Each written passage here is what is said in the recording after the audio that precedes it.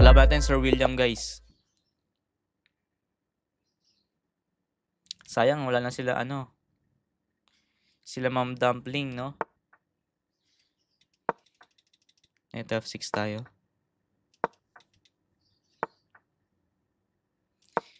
Mate in 15 moves. Uy, huwag ganyan. Grabe yun kay Sir William, ah.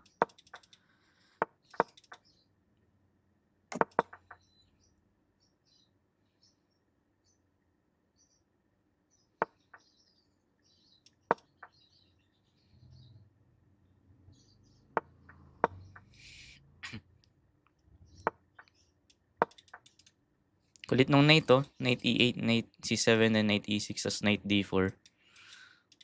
Kulit nung ikot.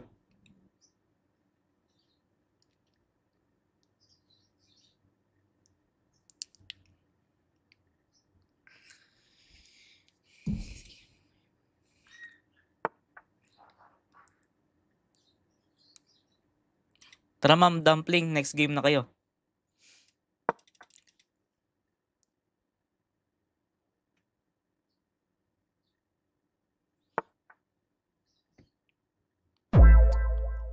So, B4, ay B5.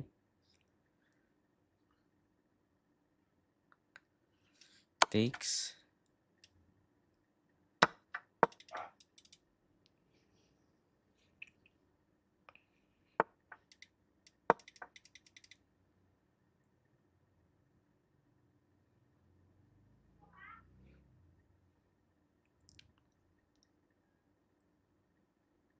Shoutout po sa 94 viewers natin, guys.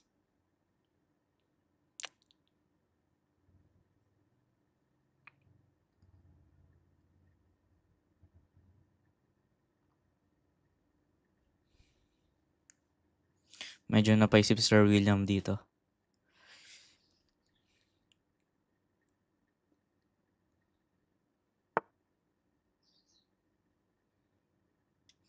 Pwede tayo mag-rook A8 ulit para makapag A6 tayo, guys.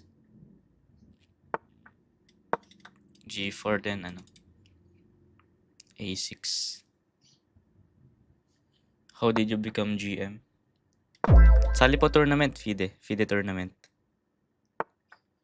Doon ko nakuha yung title ko, guys. Pero hindi mahirap. Hindi madali. Hindi madali. Kailangan mo talaga mag-training araw-araw. Abutin ka ng mga ilang taon bago makuha yung GM title.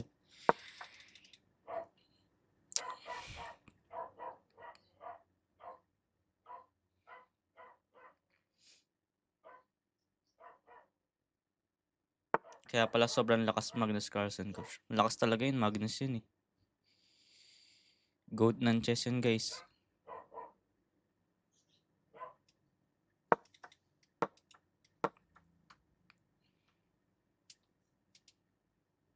Exchange natin yung queen. Kaso ayaw ni Sir William. So pwede tayo mag-queen C7, mag-queen C2 dito eh. Para threat na rin sa rook. Then after knight D7.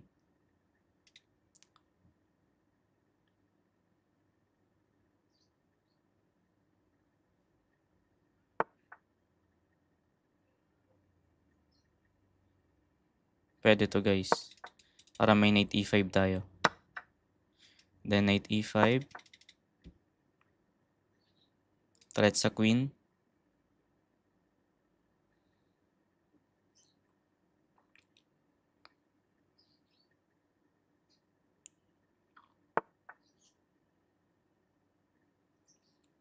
So may ganun pala. Pwede tayo kumain doon, kaya lang may kain na siya dito eh.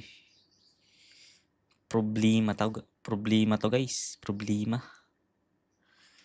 Sige, rook E8 na lang. Tapos take. Dito na lang siguro. Shoutout po sa 107 viewers natin, guys. Then check. Knight F2. Pwede tayo kumain doon after. Kaso sinacrifice ni Sir William. Kain tayo.